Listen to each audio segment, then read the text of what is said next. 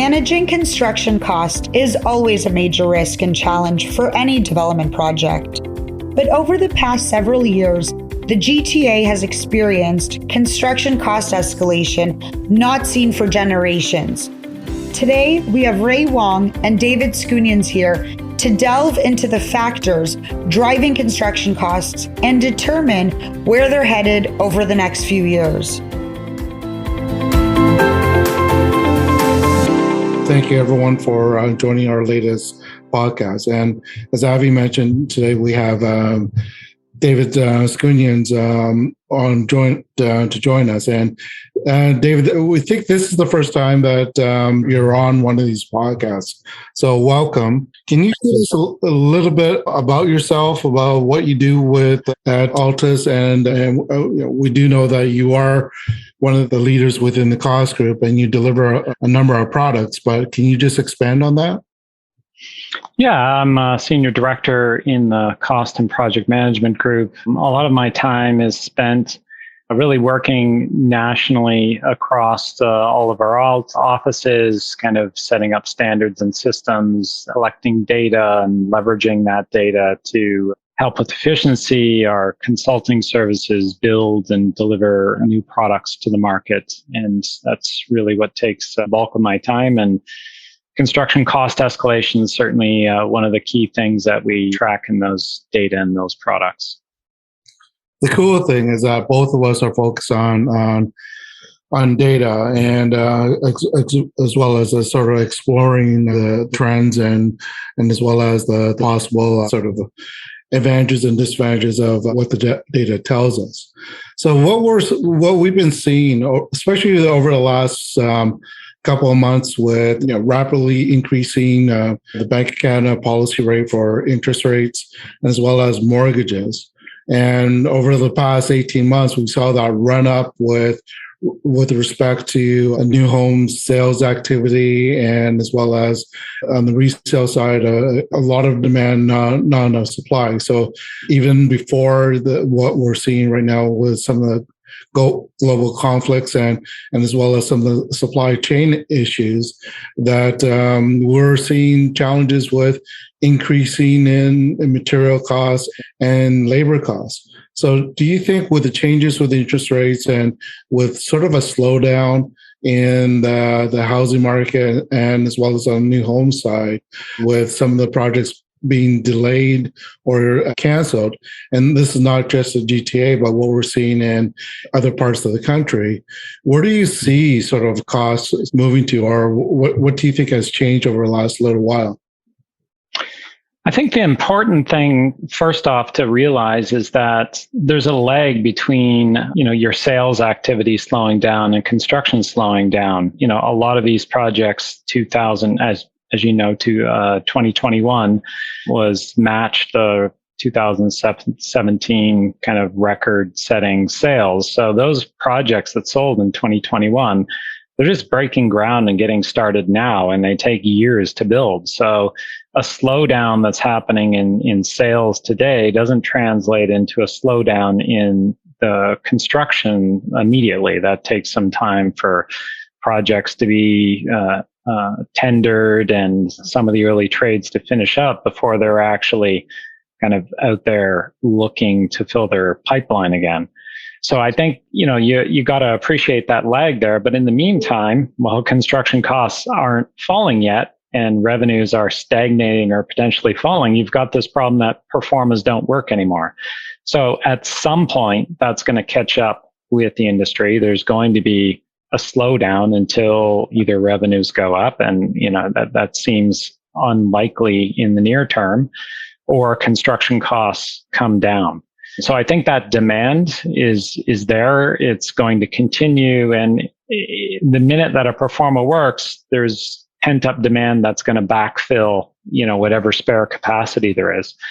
As far as labor, like a lot of that it's very locally driven, so it's going to kind of go along with whatever the local market demand is, which, kind of talked about earlier.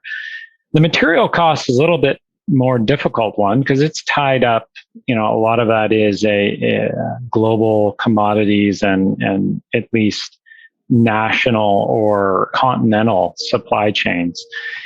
And that's very difficult to sort out. I think there's a lot of people that have been proven wrong about how long that would last and how bad those supply chain issues would get.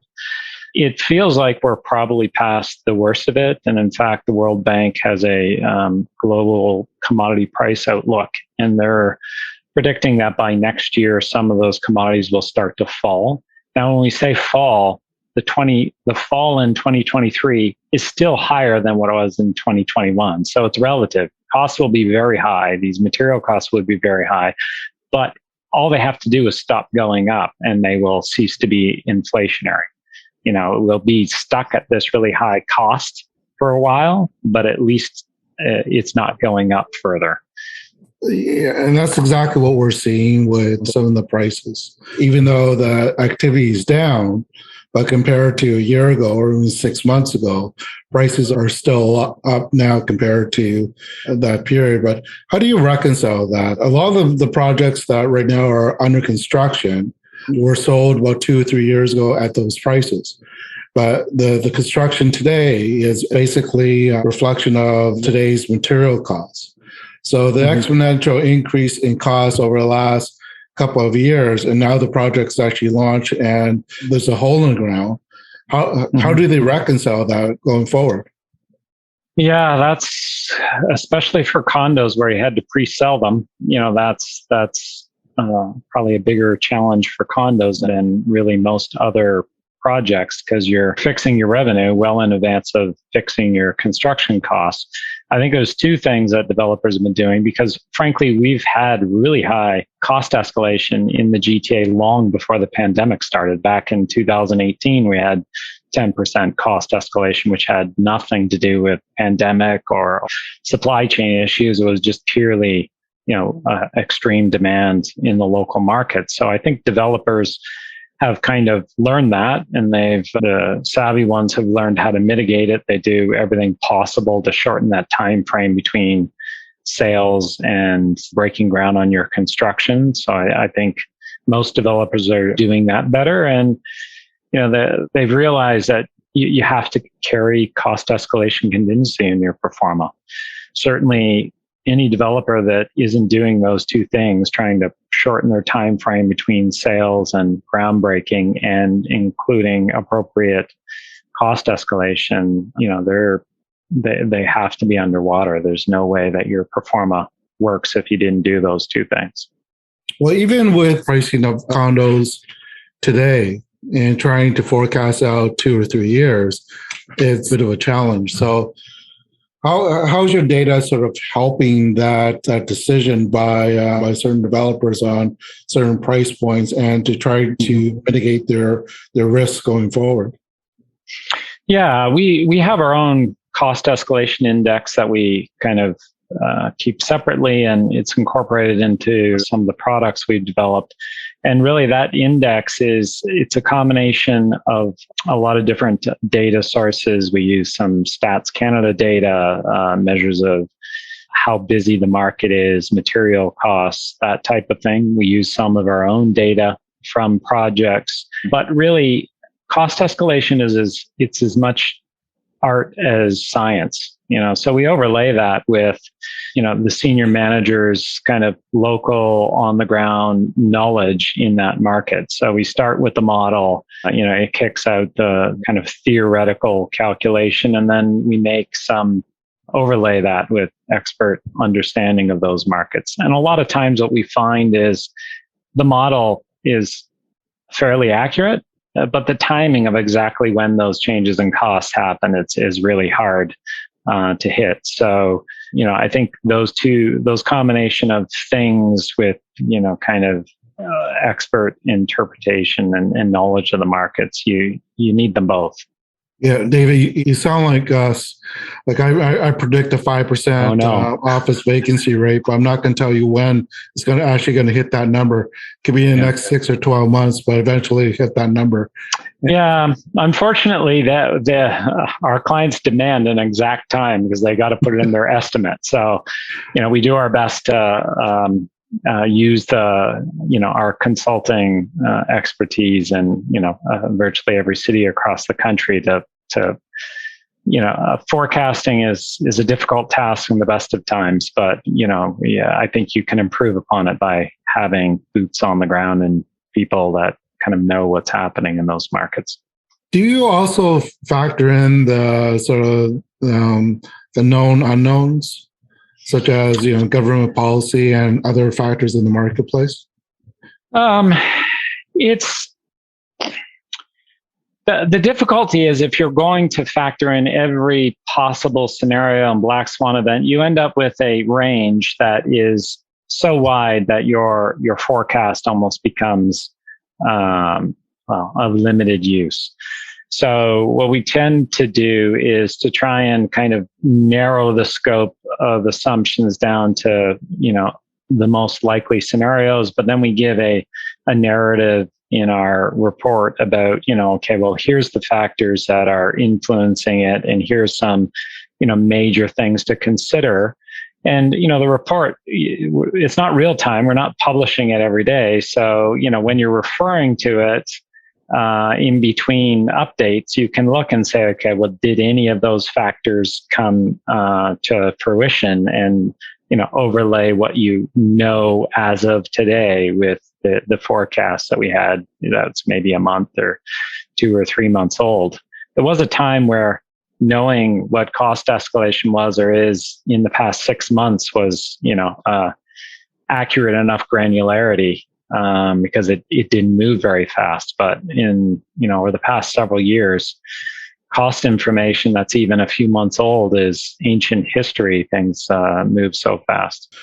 So how different is it now compared to even 3 to 5 years ago with respect to the numbers, and how vigilant do we have to be in regards to the performance that you're building today for our clients? Yeah, I think definitely today there's far more acute need to make sure you're on top of it and you're going back to first principles to look at your costs and your schedule. Whereas 5 years ago, the practice of taking your last project and adding a bit of cost escalation to take into consideration, it finished a year ago and maybe you fixed your cost 3 years ago. You add on 2% per year, and it wasn't perfect, but it was close enough that you could get away with it.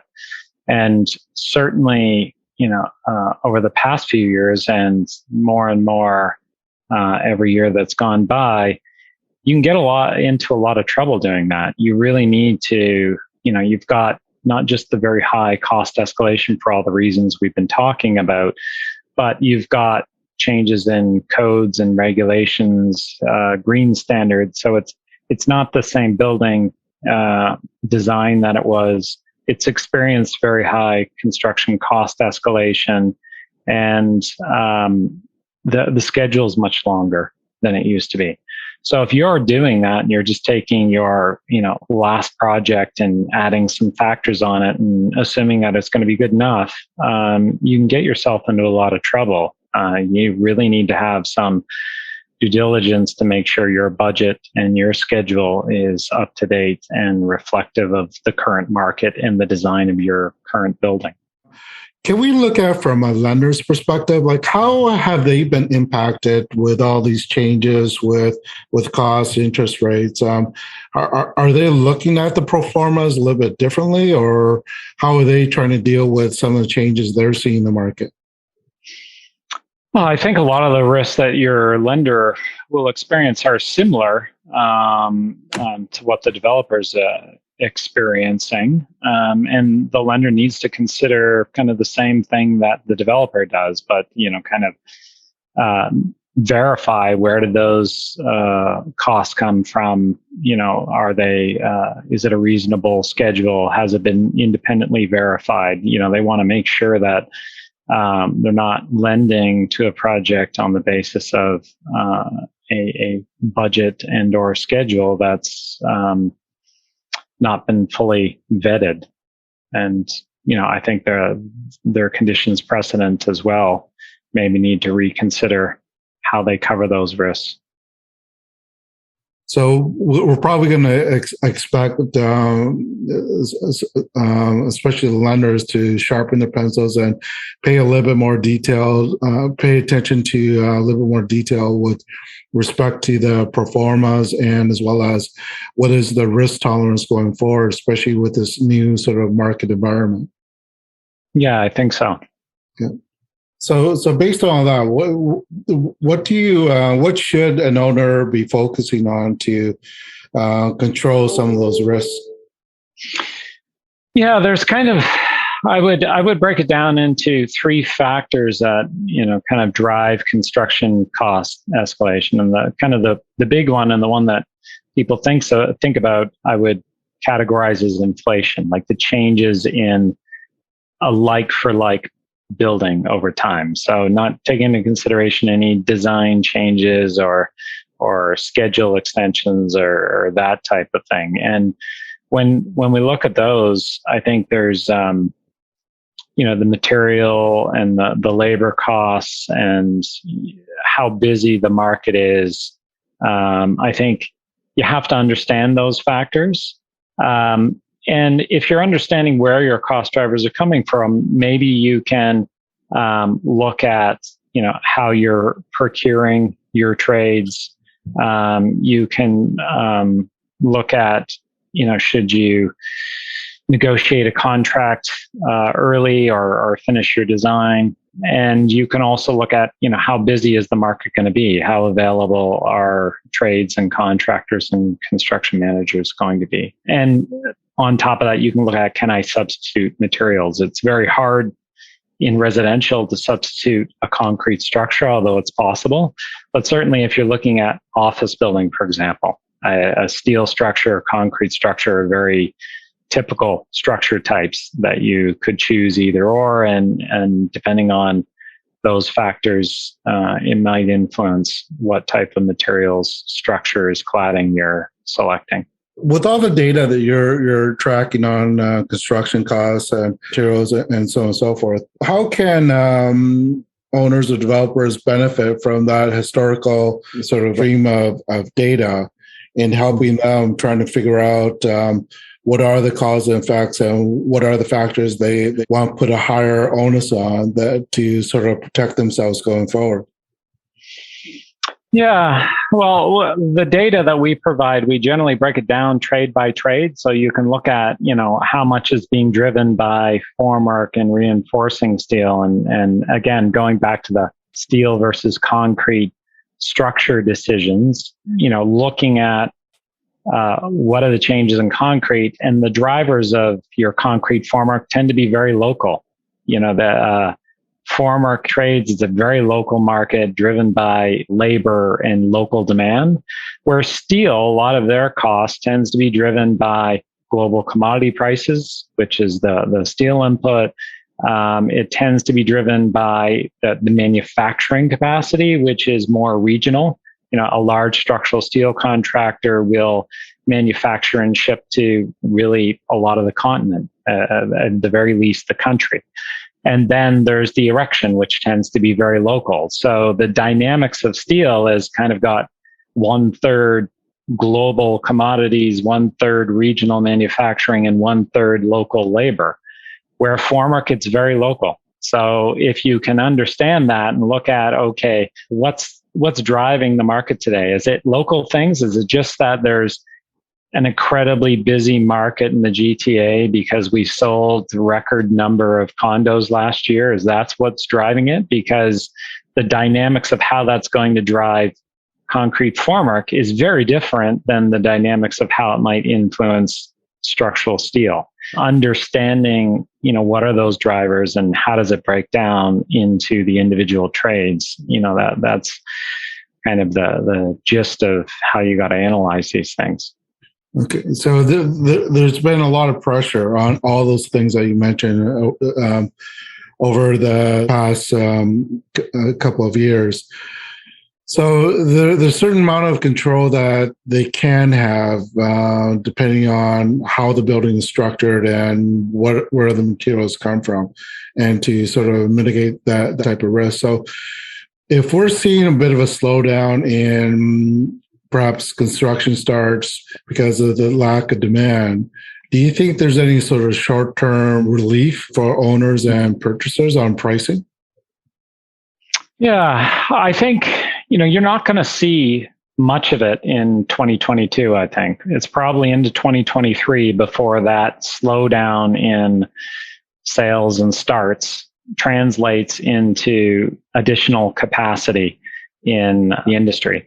The other thing to keep in mind is infrastructure spending is going crazy. So these same contractors, a lot of them are in all different sectors. So the government's got many multi-billion-dollar projects that are in the pipeline or are underway. So, that's going to take up some of the slack, but the residential market is it's a huge percentage. So when it slows down, even if infrastructure spending is increasing, it will free up some capacity. So I think it's possible in 2023 we see costs maybe not come down, but not go up as much anymore. And frankly, it's just a matter of a pro forma doesn't work, that they're going to have to at least stop going up or maybe come down in order to get a pro forma to work. But I think there is such a pent-up demand there. So many projects just waiting for their pro forma to work. If either costs come down or revenues go up, they're going to be, breaking ground and getting going. So I think that kind of puts a floor under how low construction costs will go, because you always have this pent up demand there ready to take whatever capacity is available. And I don't see prices and costs falling off a cliff when you've got that kind of reservoir of demand ready for you. Yeah.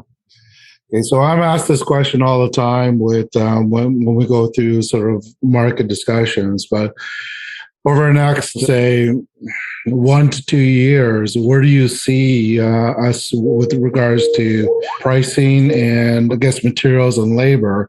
But do you think we're going to have a little bit more balance in the next 2 or 3 years? What are your thoughts? Really trying to crystal ball this thing. Yeah. Well, for the rest of this year, I think the die is cast where we're going to see, we already have seen and will see for the whole year fairly high construction cost escalation, probably in the range of 7 to maybe even as high as 10%. Most of that occurring early in the year and a smaller amount recurring in the back half of the year. I think next year, it's still likely that quite a few trades will go up. But the big question mark, I think, is formwork and reinforcing steel. Like combined, those are a large chunk of any high-rise residential building. And formwork in particular has more than doubled over the past 6-7 years.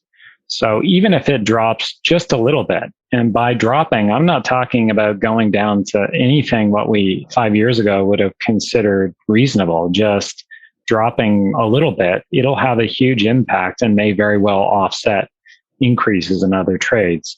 So I think if things slow down and if there is a bit of capacity available, particularly with formwork trades, particularly because they're, the first trade. So maybe some of those by, mid to next year will be finishing up those projects, and maybe there's not the same volume that they've had over the past several years. I think there's a potential that next year costs are at least flat. There's, I suppose, some potential as well that they fall a bit. But I think the year after that, it's more than likely that we'll see costs going up again, as things settle out and, sales go back up.